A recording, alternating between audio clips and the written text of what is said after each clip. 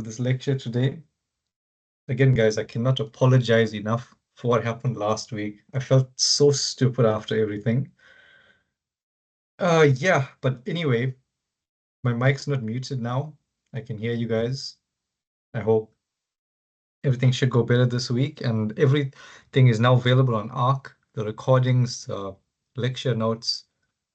So hopefully it's a lot better this week. Everything should be much better organized. Okay, oh, this transcript is just disturbing me. Please go away. Thank you. Okay, can you guys all hear me? Yeah, we Yes, can hear you. Okay, and I can hear you too. Thank goodness. I don't know who that was the last time who spoke in the beginning, and I just spoke over the person because I couldn't hear anything. Really sorry, whoever that was. I don't remember who it was, but yeah. Okay, anyway, 6:01, and so I'm not sure what's the best way to go forward with these lectures, guys, because we don't actually have a lot of time. Someone talking to me there. Okay. All right. So what I think might be better is I'm assuming you guys are probably reading ahead of time or as much as you can, because I know most of you are working. But in this little time, what may be best is to go over practical examples. And if need be, while we're doing examples, I can switch between lecture notes if something needs to be explained and come back and so forth. I think that might be better, learning by examples. Do you guys agree? Thumbs up if you think that's okay. Okay. Okay, good, good. Let's try that. All right. So again, I should mention ICE tasks for this module are going to be very informal. I've designed the first one for the purposes of learning the first learning unit. So if we can do this first ICE task, which I've just written up a hand here, excuse the handwriting. If you can't read anything, just ask me. But I've written this up so that if we go through this entire ICE task, it covers everything in the first learning unit. Yeah, and it's not too much. It's just 6 questions. So I uploaded this. I hope some of you guys have seen it. If not, it is uploaded now. And yeah, this is probably the best use of our time. So I'll try to do this. Actually, not I'll try, I will do this. I'll upload these ahead of time. So today I'll upload ICE Task 2, and those who can work through it, go for it. If you don't get time, it's okay. Then we'll do it together in the session. Okay. Yes, we got a question. Yeah, Yes. evening. Hello. You mentioned ICE Task 2. Was ICE Task 1 uploaded? Because I had a look last week in Friday and there wasn't anything. So is ICE Task 1 due? No, nothing's due. I uploaded it like a few seconds ago, so don't worry about it. Yeah. So again, the way the ICE talks will be done is that it doesn't matter that we're doing them together. All I will want to see from you guys, I'll make a submission link, is just some kind of photo or scanned PDF of your attempts at these work. And you just get a mark for the attempt. So there's nothing too formal about it. You know, I'm not going to go through it in detail and give you ticks and crosses and corrections and stuff because there isn't time for that. The point is just to learn, and the learning happens when we do it together. So the ICE task is just to formally check whether you guys are actually doing something. So don't stress too much about it.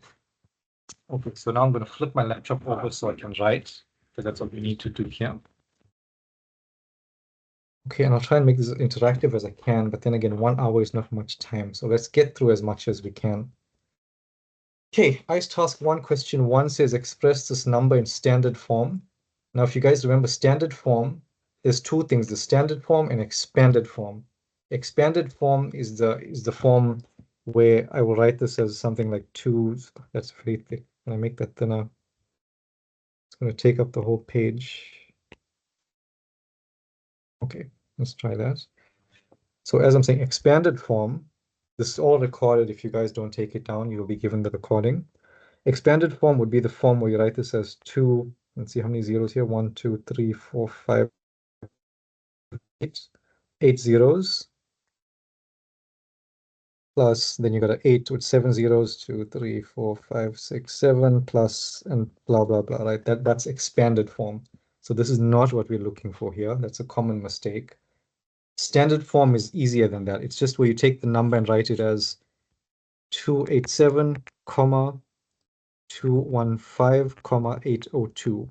So you break it up into threes and you separate the groups of three numbers by commas. So this is the thing. This is standard form. Very simple. Marks for nothing. Okay, what's up with this lobby? I don't know why they did that whole setup. Okay, anyway. Question 2 is just to use equals to, less than, or greater than in between the numbers that are given here. And I don't think that will be too difficult. But just in case, let me just grab a calculator and keep it next to me so that I don't have to struggle in between things and waste time. Okay, since this is online, I can't do everything I want to. Okay, so 2.1. How can I make this interactive? Can't keep opening the chat, it'll take too long. Let me just do this one, it's quick. 281 is greater than 218. You guys might remember I drew that weird diagram of a big number spearing a small number. Very sure I did that at some point here. So again, just 281 is greater than 218, so we put the sign. The big number points to the small number. Or in other words, the big number spears the small number, right? That was a thing we remembered. Okay, 2.81 is bigger than 2 times 10 to the minus 2. This is a scientific notation number, which technically is the same as, if you guys want to see it, 0,002. Is that right? 1, 2. No, 1 less 0, sorry. 0,02. Right, so if I write it like this, it's clear. 0,02 is smaller than 2,81. So 2,81 is the bigger number. Now this one here at the bottom, what's helpful to do here is to write a common denominator. Okay, you may get things like this. So 7 over 8, 8 over 7 is difficult to compare directly like this. What you could do is you could make decimals out of this, or you could find a common denominator. I'm going to show you guys both methods because in the tests and exams, you don't know which one they will ask you to do. Might be something specific. So common denominator here, let me rewrite on this side. Let's try and write neatly. 7 over 8 on one side, 8 over 7 on the other side. The best way to get a common denominator is to multiply 8 and 7, and that will be our common denominator. Okay, so let me just think. 7 times 7 is 49, plus 8 is 58, right? Let me just double check quickly. 8 times 7, 56, sorry, 56. Okay, anyway, that's the common denominator. So I'm going to write it like this.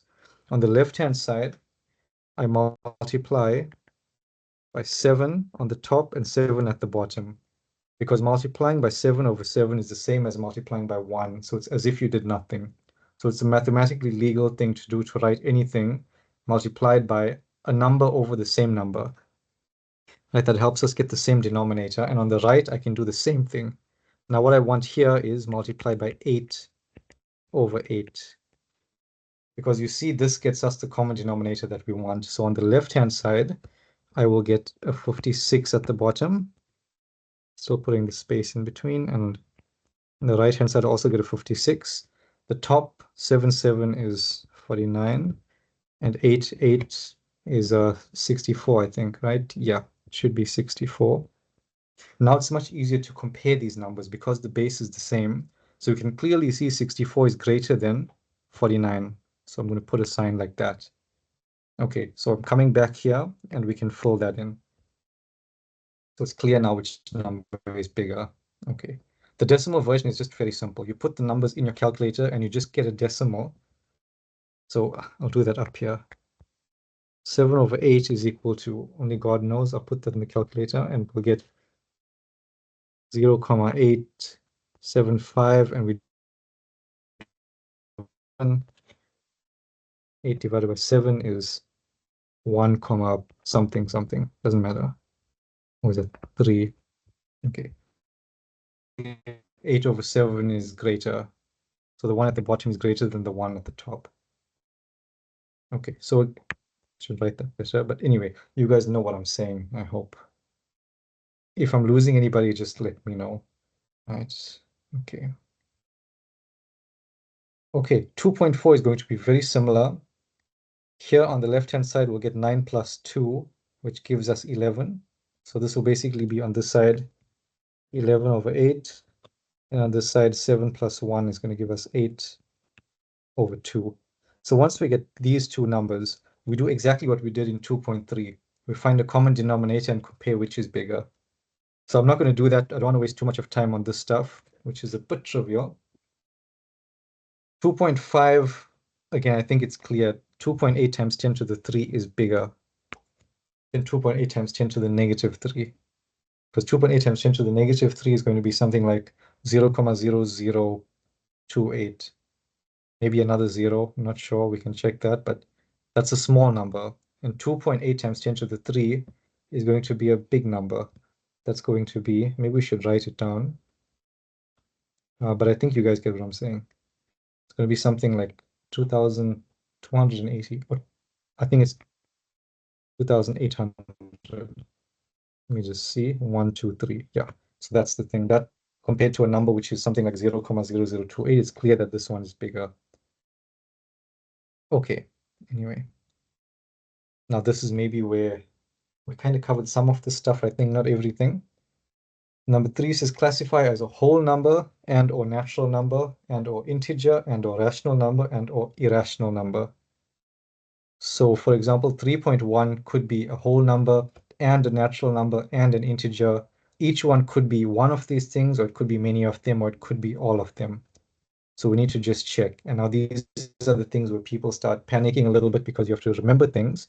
So we'll do a very quick recap here. A whole number, which I will represent by a W, something like that, is just, we got whole numbers and natural numbers. So whole number is 0, 1, 2, 3, and so on.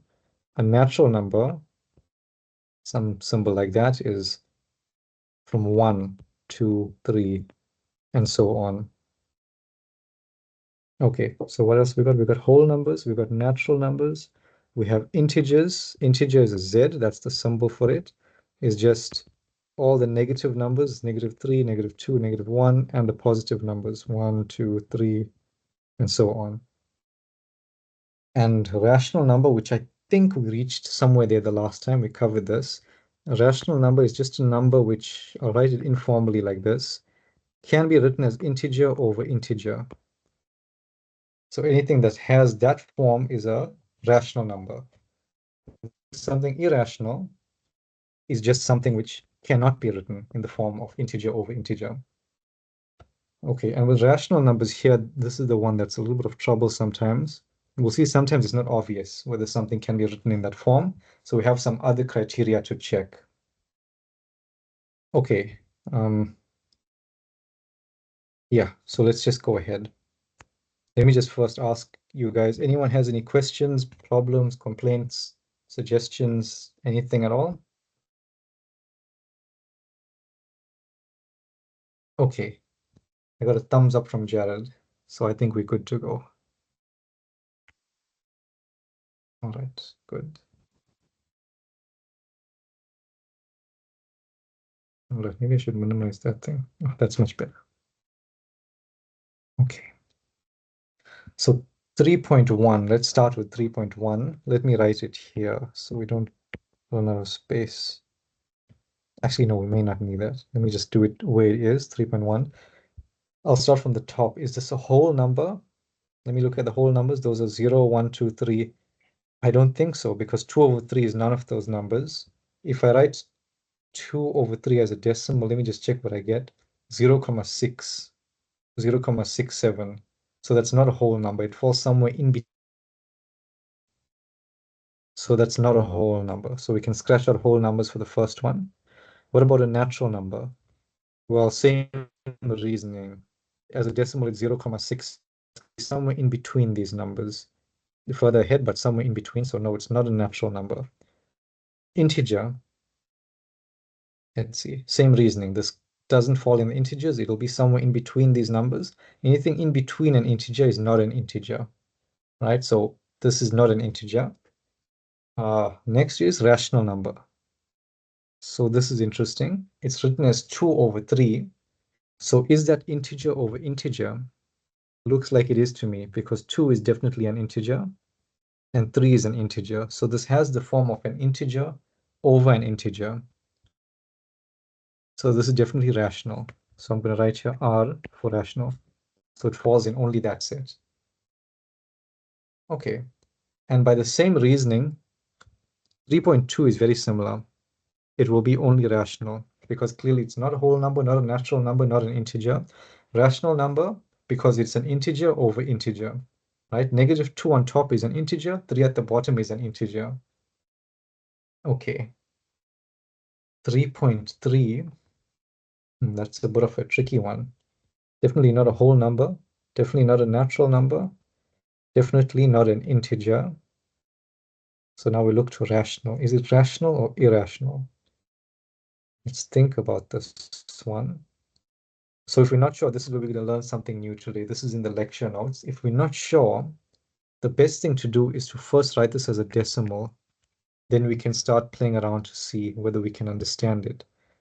So let me put this in the calculator and check. As a decimal, I get -1, 42857, 1, 42857, dot, dot. It's continuing. Okay. So now using this, we can determine whether this is rational or not. And I'm going to show you guys, this is in the lecture notes. You guys can see it if you want to, if you don't believe me. But it's here, a little bit further than where we stopped the last time. Okay, so again, this is a bit confusing, so just try to be with me. If a number is terminating, or repeating, we call it rational. Now let's see, what does that mean? Terminating, let me put examples here above each thing. Terminating would be something like 0, 5. We call that terminating because after the decimal, we only have one number. It doesn't continue forever. So it's terminating. So this one here is terminating. If I had something like pi, for example, 1, 3, 4, I forgot the thing now, 3, 5, dot, dot, dot. It just continues forever. So this is not terminating. So that's what we mean by terminating or not. Now repeating means there's a pattern to something which doesn't terminate.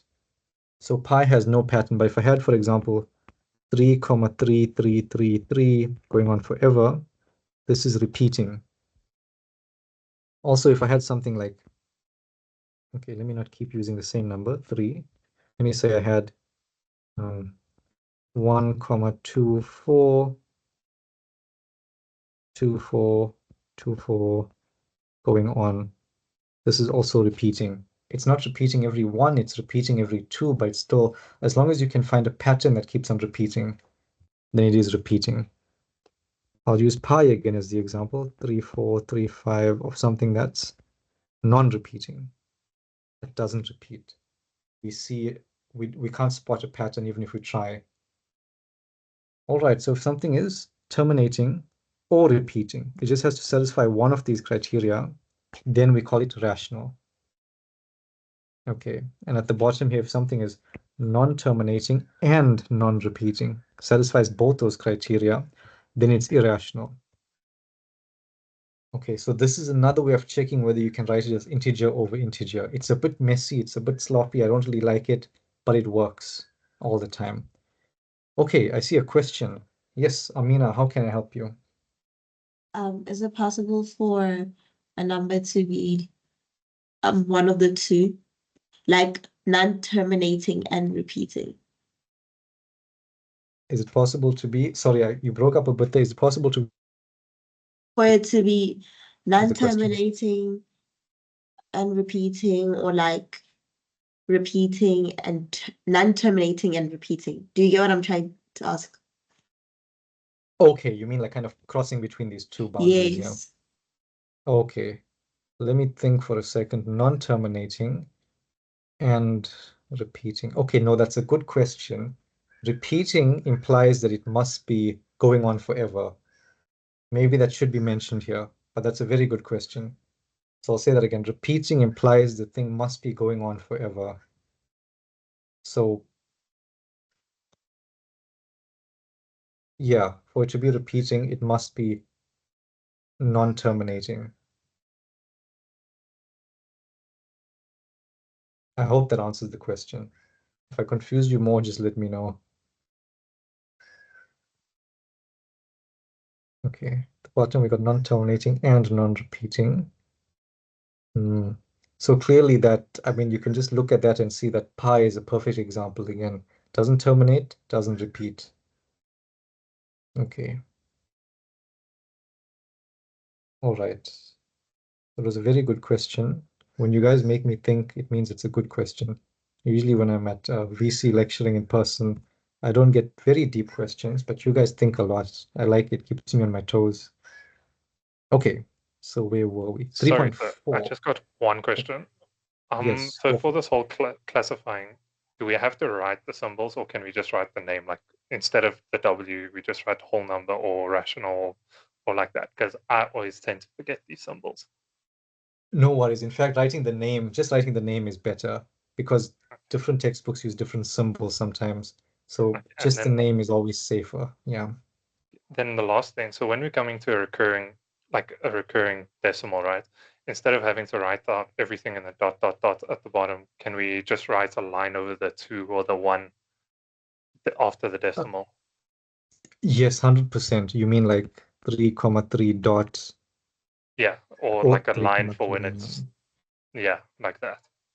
Is that Yeah, perfect? yeah, that's perfect. So you can do that. Maybe I should mention to the people who don't know this, this is equivalent to 3,333.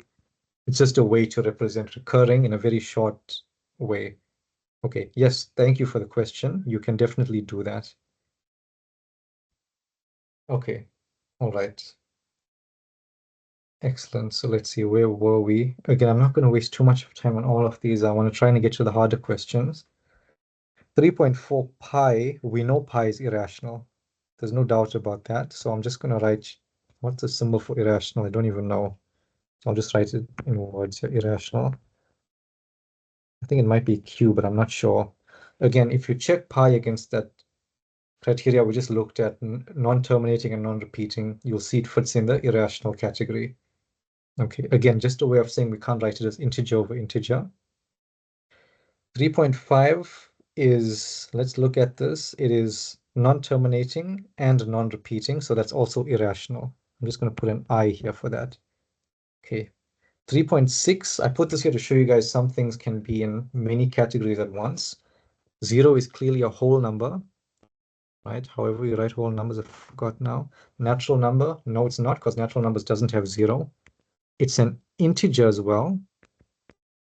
And also, interestingly, it is rational, because 0 can be written as integer over integer, right? Let's think about it. 0 can be written as 0 over 1, for example, where the top 0 is an integer and the bottom 1 is also an integer. In fact, 0 can be written as 0 over anything. I'm just going to put A there, where A represents anything. So this means it is rational. Okay, and 3.7, you guys can try that one, the number 8. Okay, again, guys, I'm not going to waste too much time on nonsense because but this is interesting. Okay, number 4, you guys look it up. Okay, try this one, and if no one gets it, just let me know, because I'm going to do it here very quickly. Expressing something as a mixed fraction. So 5 goes into 24. So if you guys don't know how to do this, you check how many times the bottom goes into the top, right? 5 goes into 24 4 times, and there's a remainder of 4 on the top, and the bottom remains the same. If you're not sure about that, just look it up, but this is something that comes out very rarely, but it does on occasion. But what I want to get to is number 5, because this is where confusion starts happening. Simplifying these expressions here. Okay, so what I'm going to do is I'm going to take one and move it to the right, because these get a bit long and a bit messy. And it's late now, so usually at this time my brain doesn't work very well, so a silly mistake, just let me know. Okay. All right, so simplifying this, the first thing we do is, I'll rewrite the 5 over 2 exactly as it is. This part here, let me just write this up here. 3 over 10 times 2 is 3 over 10 times 2 over 1. We can write it like that. And multiplication of fractions is easy. We like multiplication because there's no need for common denominators and anything like that. We just multiply the top and multiply the bottom. There's a 10 here times 1. Oh, let me clean that up, sorry. There's a 10 at the bottom, 10 times 1. So the top will get 3 times 2, which is 6. At the bottom, 10 times 1, which is just 10. I'm going to leave that like that, even though we can simplify it further. So 6 over 10. So I've simplified this term here to 6 over 10. And the term on the furthest right becomes 3 squared, which is just 9 over 20. Now you guys can do the usual common denominator thing here by multiplying all the bases together, all the numerators together, 20 times 10 times 2, but it's not necessary because by inspection we can see that 20 would make a perfectly good common denominator here. So the question we need to ask is, how do I get the other bases? Sorry, I keep saying bases. How do we get the other numerators to 20? So to get 2 to 20, let me change color here for this. To make 2 become a 20, I must multiply by 10. Right, that would work. But if I multiply by 10 at the bottom, I must do it at the top as well. Because this is then equivalent to 10 over 10, which is just 1. So it's like I did nothing. So it's mathematically legal. Right, and the 6 over 10 here, same story. We asked the question, how do I get a 10, the 10 at the bottom? How do I make that into a 20? Well, I just multiply by 2 at the bottom, right? So I must do that at the top as well, because 2 over 2 is just 1. All right, so once that's done, we'll see everything works out hopefully nicely. At the top here, we have 5 times 10, which is just 50 over 2. In the middle, we have 6 times 2, which is just 12 over 20. Sorry, this one here should have been a 20, not a 2. And on the right, we have 9 over 20, which doesn't change. So all the same base, so we can just add the tops together. We'll just write this as a step, even though it's not necessary. Okay, and once we have this, we can just add we can do it in one step if we want to. Let me see if my brain is working. 50 plus 12, 9, 72, no, it's 9, 71, 71 over 20. Does that simplify further? I'm not sure. If you're not sure, just put in the calculators. I don't think it does. So I'll just say 71 divided by 20 is, yeah, it doesn't simplify further. So we can just leave it like that. Okay. All right. If there's any questions at any point, guys, just... Sorry, so I've got a question here. Yes, go for it. I might be acting dumb here or not, but No worries. you see where it's like 3 over 10 times 2? Don't you times it to the 3 and the 10 instead of like no. 2 making it 2 times 1? 2 over 1, sorry. Yeah, that's a good question. That's actually a common question. But no, so whenever you multiply like this, if there's a number alone, it always multiplies only by the top, not the bottom as well. Okay, no, that's perfect. Thank you, sir. Yeah. Okay, no worries. And again, for anyone else who's wondering And then the I've same got a thing, question as well. Sorry. no Yeah, worries. sorry Go- to interrupt. 71 over 20, would you simplify that to 3 and 11 over 20? You could if you wanted to, yeah, so you could turn it into a mixed fraction, but that's not necessary because at this stage you will get your full marks unless the question asks you to write it as a mixed fraction. Then you can do that. Okay, thank you. Okay, perfect. Thank you. That's a good question. Okay. All right. Good. I like teaching working people because I feel like you guys are actually paying attention. When I'm at VC, I feel like everyone's just watching Netflix while I'm teaching. Okay, 5.2. Let's see. Yeah, so these are good to keep on doing. Okay. 5.2, we have some variables here, but that doesn't make things harder. In fact, to me, it usually makes it easier somehow. Okay, so again, we're going to go over exponential rules here. I'm not sure. I don't think we covered that the last time. But again, I'd ask you guys to try to read ahead because those rules take a while to cover. 0.2, the first exponential rule is that if you have, for example here, x times x is what we have. This is actually the same as x to the power 1. Right? If there's no exponent shown, it's always assumed to be 1. And now the rule is that if you have a product of 2 exponents with the same base, you just add the powers together. So this becomes x1 plus 1. Right, so this is one of the exponential rules, x squared. Okay, so that's one we have to remember. As we go over more rules, we will cover what happens there. So the top of this becomes x squared over 2x, still squared on the outside. On this side here, we can take the coefficients out and bring them together on one side. So the 3 and the 2, we bring that here, and then the x and the x, we let those interact. So I've just moved things around because multiplication commutes, I can do that. Okay, and then at the bottom, I still have 3x over x squared. All right. Now we need to look at another rule when dealing with something of the form. Again, I'm just going to use the left-hand side as an example. In fact, you know what? Let me first make it look a bit better. Since I can duplicate and save time, let me do that.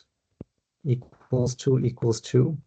Let me take this 2 out from here and move this a little bit. Write it as a half times that, because that's technically the same thing, because then the 1 multiplies on top, the 2 multiplies at the bottom. The reason I do that is because now we can ignore that half, because it doesn't interfere with the exponential rules. So now this part here that I have x squared over x, I'll write it here to show you guys what happens. Technically, the x at the bottom is the same as x to the 1. Again, if it's not shown, we always assume it to be there. Now, the way to simplify a quotient like this of the exponents with the same base would be x to the power, the top power minus the bottom power, which just becomes x to the power 1 or just x. So this always works this way, top power minus bottom power. Okay. Okay, so good. We're learning new rules as we go along. So now using this rule, I can simplify this part here. Again, I'll keep the half on this side. I don't interfere with that. This, as we've seen, x squared over x is just x. So I can write it like that. Or I can write it as x over 2. Same thing. Doesn't matter. Now on this side, we have 3 times 2, which is just 6. X times x, as we've seen before, is just x squared. And this is still divided by, maybe we can simplify the part at the bottom as well. This is 3. Okay, let me not overdo it and do too many things in one go. Okay, so let's do it now. I'm going to rewrite this part here as x over 2 because it just looks more compressed that way. Now the bottom, the 3x over x squared, let me do that here. Let's firstly pull the 3 out and forget about it. 3 times x over x squared is what we're technically dealing with, is equal to 3. I'm leaving the 3 alone. X to the top power, which is 1, minus the bottom power, which is 2.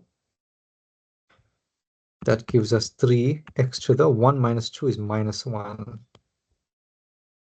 Okay, let me think now for a second. I don't want to bombard you guys with too many rules in one go, but there is another rule that comes into play here, is that if you have x to the power of negative anything, I'm just going to put 1, for example, it's the same as 1 over x to the positive of that version.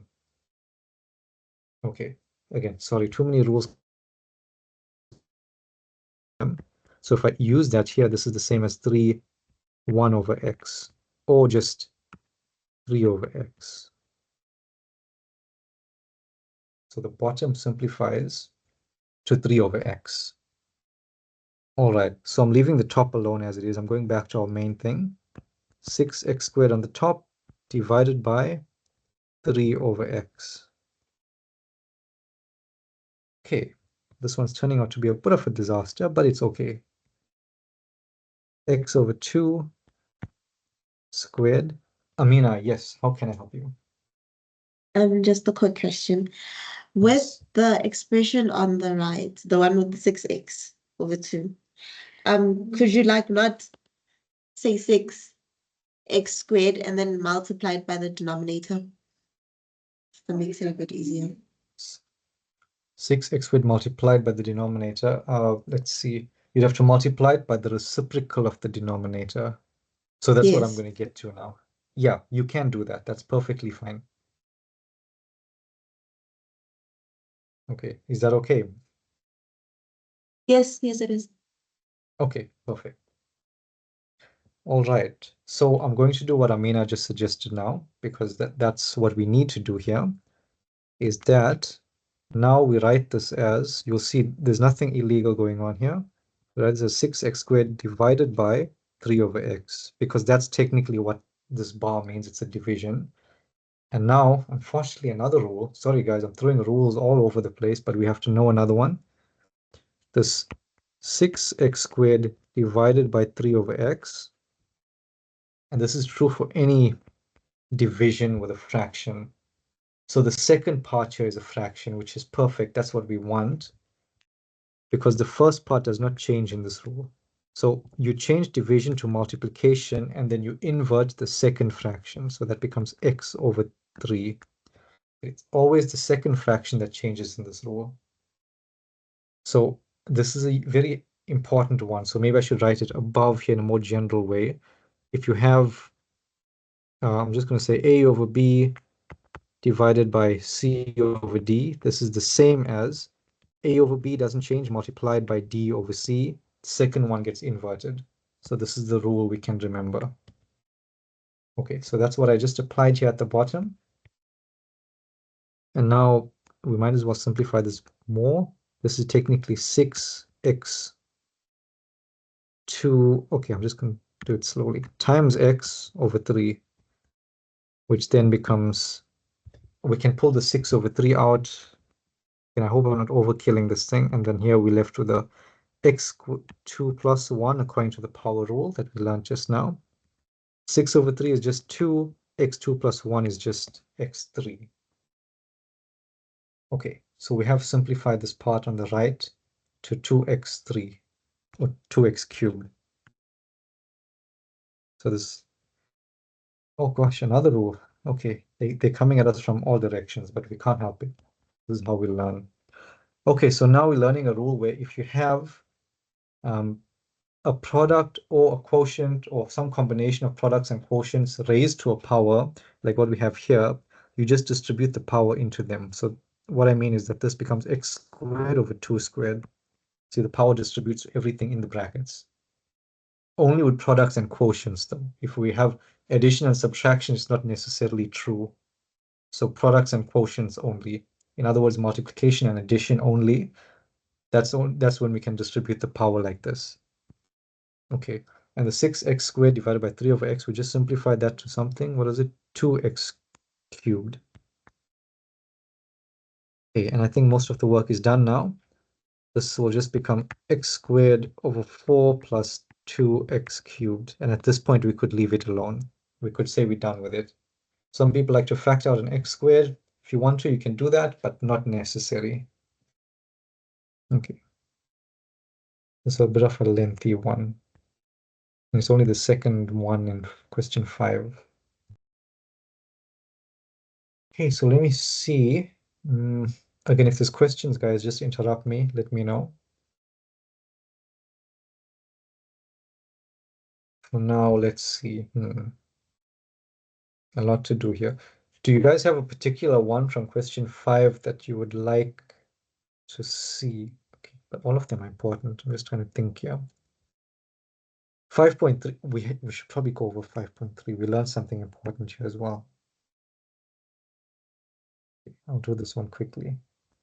And again, guys, if I go a bit quickly now, just bear with me, because the rules that I've already shown you guys, I'm going to try and go over them a bit quicker and just mention them. Because now we want to try and learn all the new rules, and you guys can slow down the video if you need to watch it over and over again. It's all uploaded to Arc now, so everything's there. Okay. So this here, remember, multiplication commutes, so we can always rearrange things. So 2xy, we could have written it as 2yx if we wanted to. Doesn't matter. The bottom here, we have a 4 over 2, which we can just immediately simplify to 2. We can move here, xy, right? We can do that. The squared on the outside doesn't change. 4 to the power half. Here's another rule. Sorry, guys. If we have 4 to the power half, that is the same as square root of 4. Yeah. So I guess we could also say if we had, let me try and generalize. If we had a to the power 1 over n, this is the same as the nth root of a.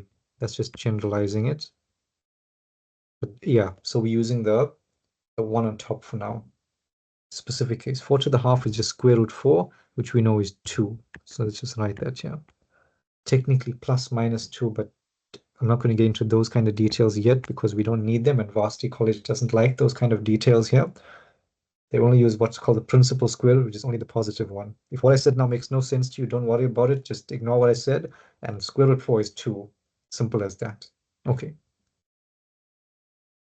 Anyway, now we'll use the rules we learned. 2 over 2, we can pull that out. X to the 1, x to the 1. Remember, these things have a 1 if we don't see them. So you could just cancel these things out at this point. But just to be technical and show the rules again, I'm going to write this as x1 minus 1. Remember, top power minus bottom power if the base is the same. So for the x's, we do that. For the y's, we do that. This is all squared, and there's a plus 2 here. Okay, 2 over 2 is just 1, so that's okay. X to the 1 minus 1 is x to the 0. Some of you guys may remember y to the 0 as well. Some of you may remember what happens when you have something raised to the power 0. It just becomes 1. So x to the 0 is 1, y to the 0 is 1. Still squared plus 2. So this is the same as 1 squared plus 2, which is just 1 plus 2 or 3. Okay. We'll need a strepsil after this because I've never spoken so much so quickly in my life. Okay, but we're going to get there. We're surviving. Okay, 5.4. Let's see, is this an important one? Any new rules in this one? I don't think there's new rules here, so let's see. 5.5. Okay, I'm going to go straight to 5.5. 5.4 try as an activity. Maybe even 5.5 would be good, but we have addition here with power, so maybe it's useful to see what happens here. I'm not sure as well what's going to happen here. So let's try this one. This one looks like it's going to destroy my spirit, but we'll get it done. 5.5. Where are we?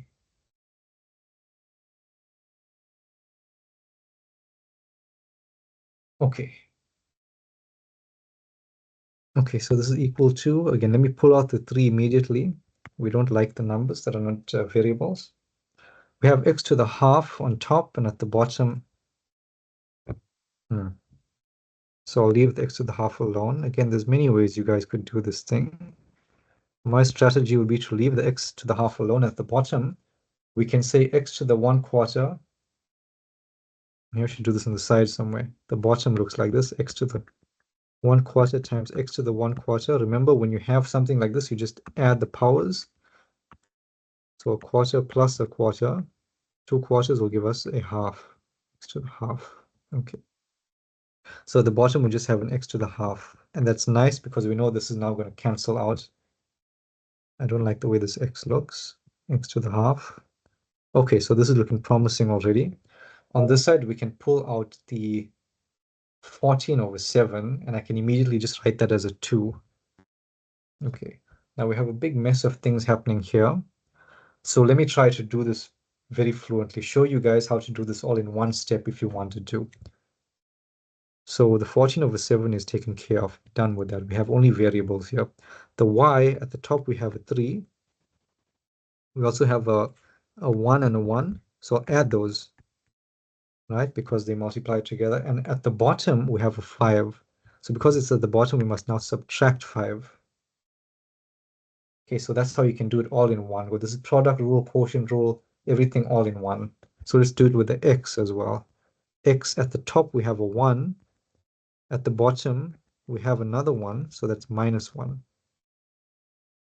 Yeah, so that's everything from this term. And let's now do the same approach for this last term. So we're learning to put everything together in one go. Z plus half, there's a half on top. Anything on top gets added, anything at the bottom gets subtracted. So at the bottom we have a 1, so we subtract the 1. Okay. This way we're getting through it relatively quickly. That's not too bad. So now we have a 3 here. And this x, we know it's going to be half minus half, which is just x to the 0, which we know is 1. But I'll write that in the next step. Here we have a 2y to the power. Let's see how my quick maths works here. 3 plus 1 plus 1 is 5 minus 5, which is also 0. Okay, that's nice. And we have an x to the 1 minus 1, which is also x0, plus 2z to the power. 1 plus half minus 1 is just half. Okay, so this is not looking too bad. Here we have 3 times x to the 0 is just 1, so that's just 3. Middle term, same story, it's just 2. And the last one is 2z to the half, which we could rewrite as square root z if we wanted to. Z to the half, square root z, same thing by one of the rules we learned above. So now this is just 5 plus 2 square root z. Okay, that one was not too bad. Not as bad as I thought it would be. And we're getting through this in relatively good amount of time. Yeah, so this is most of the hard stuff already done. That's promising, but where are the questions now? We found them. Okay, 5.6. Why is this even a thing? I'm not sure. Don't know. I'll probably put it here because people get confused by this one. Okay, this one shouldn't be long though. It says specifically use common denominator.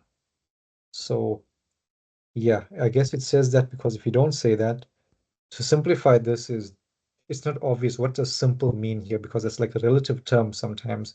As it is, people may argue the way it's set out already, 1 over x plus 1 over y plus 1 over z is already the simplest form. So that's why use common denominator is mentioned, because it doesn't really simplify, just it's another way of writing it.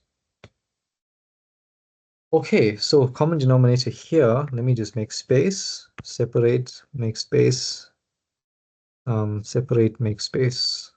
Okay. So now, common denominator here would be x times y times z, because we don't know what these are, so this is the simplest way to go. Times y times z at the bottom, so remember we must do the same thing at the top again, so that technically yz over yz is just 1, so it's like we did nothing. So now to get y into xyz, we multiply by xz. I'll just write it like this. Xz is the same as x times z. What you do at the top must do at the bottom. And z, now to get this to xyz, we multiply this by xy, and the same on top, xy. Let's make that look better. Okay. Now the top here is just yz over xyz. Here we have xz over xyz plus xy over xyz. You see I've rearranged the bottoms to all look the same because again, multiplication, you can rearrange everything. The order does not matter. So then you can just write this as yz plus xz plus xy. What the hell happened there? I don't know. Over xyz. So that's using common denominator. Okay. 5.6. Again, I'm assuming you guys will just stop me if you need to at any point. If nobody does, I assume we're okay and I move on. Okay. 5.6. Let's find our location here. Okay, 6 is not too bad, expressed in scientific notation. So let's see the ones that are easy, we can do them just right up here. I'll change the color so it doesn't mix. Why does this keep happening? Okay, I don't know what's going on here. Okay, so this number, again, guys, if you're not sure about scientific notation or how to do it, I'd recommend looking it up because it's one of the easiest things to do. I'll just mention a few disclaimers here. So 587,000 is just going to be written as 5,87 times 10 to the, figure out that something by looking at where we put the point. It's between the 5 and the 87. So that's here. So from here, we count how far. 1, 2, 3, 4, 5. So that's 10 to the 5. And if you haven't seen that before, it's been a very long time. You can just look up the rules of how to do that. One thing I will mention is that the word scientific notation means that this first number here must be between 1 and 10. not including 10. So this number must be between 1 and 9, we can say, including 9. Right? If it's anything else, then it's not technically scientific notation. And this number up here must be an integer. Right? So it can't be something like a half or a quarter or something weird. So those are the only two rules we have to know, and those rules are summarized in your lecture notes. You'll see it in a big blue box there to remind you guys. Okay, so 6.1 is writing a big number in scientific notation. 6.2 is writing a small number in scientific notation. Very similar idea. Here we will say 8.1 times 10 to the power negative something, and that something is determined by looking at the point and seeing how far we have to move to get to the number we wrote in front. So we see where the point is here. It's between the 8 and the 1. So moving the point there, we're moving 1, 2, 3, 4. So 10 to the negative 4. Okay. And the reason I wrote this as 8,1 and not 81,0 or something like that is because 8,1 is between 1 and 10. Right? And 5,87 on the top is between 1 and 10. Okay. So when I say between, I know it's ambiguous because including, excluding the upper, lower bounds, right? So again, just look up the rules, it'll be clearer. Yeah, but I hope you guys know what I mean when I say between 1 and 10. Okay, anyway. 6.3 is here because 0,8 times 10 to the minus 8 looks like scientific notation, very similar. Only problem is 0,8 is not between 1 and 10. This is too small a number. So this gets confusing sometimes even for me. We need to consider rewriting the 0,8 as an 8. And then times 10 to the minus something. Now the something is going to change because we move the decimal. Now let's think about this. The way I remember this is 0,8, we made it a bigger number. We made it into 8. So 8 is bigger than 0,8. So to compensate, we must write it as 8 times 10 to the, let me just say that again because I lost myself. 0,8 we made into a bigger number. So because it became bigger, we must compensate by making the 10 smaller, right? So this 10 will now become 10 to the minus 9. Okay, and again, if you're not sure, you can just put both the numbers in your calculator and check if you get the same answer. In fact, I'm going to do that now to make sure I'm not lying to you guys. 0.8 times 10 to the minus 8, I'm putting in the calculator. I'm sure this is right, but I'm just checking. It gives me, let's see, 1, 2, 3, 4, 5, 6, 7, 8, 9, 9 zeros. Okay, so someone just remember that if I forget 9 zeros. Now let me check the other one. 8 times 10 to the minus 9. Yeah, this must be 9 zeros. I'm sure this is right. 1, 2, 3, 4, 5, 6, 7, 8, 9. Okay, so it's perfect. All right. So ones like 6,3 get a bit confusing, even for me. So I always have to think about it. If I'm making 0,8 into 8, I made that into a bigger number. 8 is bigger than 0,8. Because I made the 8 into a bigger number, I must compensate by making the 10 smaller. You always do opposite to the 10 as what you did to your original number. Okay. 6,4, 6,5, we can get this. We can do this. We should have enough time. If not, I'll go a few minutes overtime for the recording's sake, but you guys can leave early if you need to, or on time if you need to, that's okay. Just need to finish these because they're very important. Yeah, let's make space for this one. I'll do it right here. 6,4. Now this is where you see the most mistakes happening. Firstly, what people often do is just put this into the calculator and give me one massive number at the end. Be something like 6 with I don't know how many zeros, right? Even though correct, that's not what we're looking for. If you're given something in scientific notation, the expectation is that we will simplify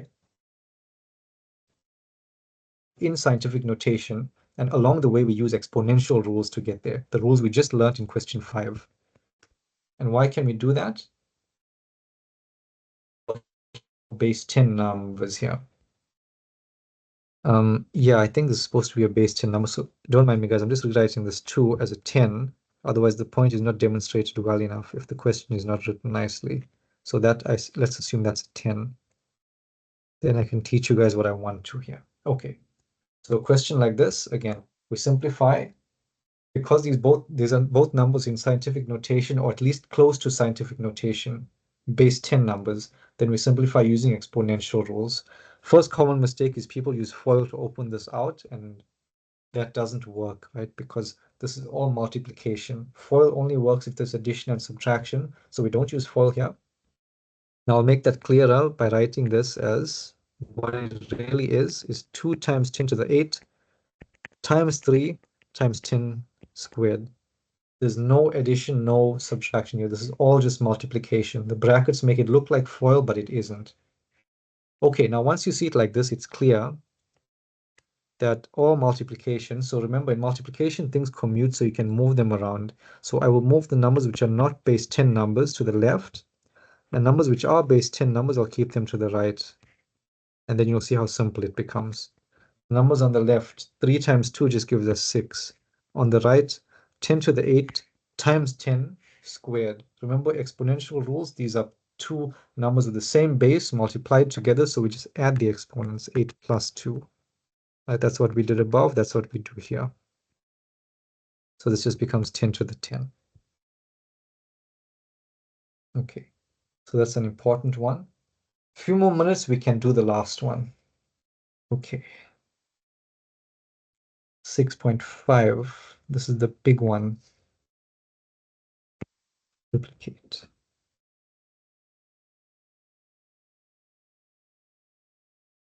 All right, so now here the first thing you'll notice is the 10 to the minus 1 on the right, which makes everything a little bit more uncomfortable, but that's okay, we can deal with it. So let me rewrite the top the same way I did for the question before this. 3 times 10 to the minus 2 times 2 times 10 to the 8. Now there's also a times 10 to the minus 1 here, so I write it one time on top. Okay, and at the bottom we have 2 times 10 to the minus 2. Okay, so what we see here is at the top we can simplify just as we did in the previous question, and the bottom we'll deal with that afterward. So the top, we'll just take the numbers which are not base 2 numbers and keep them to the left. The base 10 numbers. The numbers which are base 10 numbers, we keep them on the right. 10 to the minus 2, 10 to the 8, and 10 to the minus 1. Okay, and the bottom doesn't change yet. We don't want to interfere with that just yet. We'll get there when we get there. 3 times 2 on the top will give us 6 times, now we're just simply adding the powers together. 10 to the power minus 2 plus 8 minus 1. So that will simplify to something. Bottom, we still don't interfere with it just yet. Okay, top is now 6 times 10 to the power, let's see, 8 minus 2 gives us 6, minus 1 gives us 5. Okay. The bottom is now 2 times 10 to the minus 2. Sometimes you're given questions that look just like this. This is the starting point of the question. So when you have something like this, again, multiplication is nice with these things because we can just separate. We can separate the 6 over 2 and we can separate the 10 to the 5 over 10 to the minus 2. Technically the same thing. So we're allowed to do that. And once we do that, it's a lot nicer because on this side, 6 over 2 just becomes 3. And here we have 10 to the power. Remember now, the top power minus the bottom power. But we have to be careful when doing that here because there's already a minus sign at the bottom. So it's 5 minus exactly what is at the bottom, which is a minus 2. We don't change what's at the bottom. We just subtract it, right? So that's another important point being made here. 3 times 10 to the 5 minus minus 2 is 5 plus 2, which gives us 3 times 10 to the power 5, 6, 7. And that's the final answer. Really, it is scientific notation because 1 and 10, and the power 7 is an integer. So this one we are happy with. Okay, sure. That anyway, yeah, and all in good time as well because it is now 7 o'clock. Okay, so I think that's all I can do for now. Let me open the floor for questions, comments, complaints, anything at all. Maybe it's a good time to check the chat, which I've been neglecting all this time. Okay. Oh, you guys are too kind. Thank you. You guys are too kind to me. Okay, is everyone all right? I'm happy to stay for another 10, 15 minutes if anyone needs to stay behind and ask further questions. Amina, yes, Amina, how can I help you? May we please receive the whiteboard solution as like a document of corrections? Yes, you guys will get that later tonight as well as the recording to this lecture. Okay. Okay, thank you. ICE Should we task, yeah, sorry. I was just going to ask, can you just go over that last bit again of the negative power coming to the top? So the 5 minus the -2. No problem. Yeah. Okay, so we're looking at, I'm assuming you're looking at this part here, right? That's Yes. what you're talking about. Okay. Yeah. All right. So maybe let me just write very quickly here the general rule, which is if you have a to the n over a to the m, it gives you a n minus m. Whatever's at the top minus whatever is at the bottom. So because what's at the bottom is a -2, the m is -2 in this case. So we minus a -2, right? Because you can consider this to be a thing by itself, the -2, because I'm just highlighting it there. So it's 5 minus that. That's why we're getting like a double negative there. Okay, does that make sense?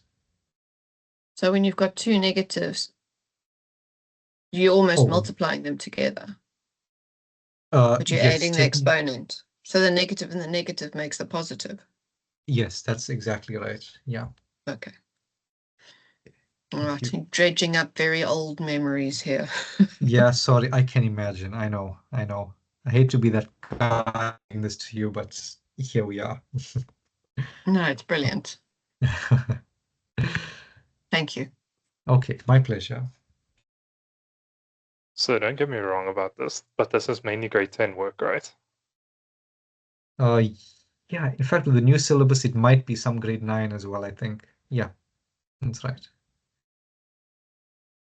Okay, thank you. So, and then one last question. So, can we just do this whole in a Word document and then just submit the Word document? If you want to do that, you can do that, but I'm perfectly happy if you just take pictures and send it to me as well. Whatever Okay, works no, for that's you. perfect. Okay, Yeah. thank you, sir. Okay, all right. So again, I will make a submission link. Let's say, honestly, guys, I'm not going to put you on stress for time. We'll say next week. If anyone's struggling to do it by next week, it's okay. We'll give you an extension. This is just to make sure you guys are working. Okay. I'm just going to look at names and browse through and give you a tick. That's all it is. And then for the assignments that we have to do, because I started looking at that, do we need to do that on a Word document, make it a bit more formal, or can we do the same thing of writing it out and sending? Yeah, so I'll have to get back to you on that because again, this is my first time doing the online stuff, so I haven't found this assignment yet. I'm supposed to get a different version for a lecture, I think. So let me message someone tonight and see if they can get it to me because I haven't found it anywhere yet. Okay, and if I don't get back to you, yeah, sorry, if I don't get back to you by tomorrow, just send me a message on the group if you don't mind. Okay, that's fine. And there is duplication of some of those questions in there as well. Oh yes, I saw your message. Yeah, the review process in VC is sometimes a little bit lacking, so that things like this happen. But yeah, we'll try and sort it out. Okay, so you'll get back to us. Thank you. I will, yeah. Thank you.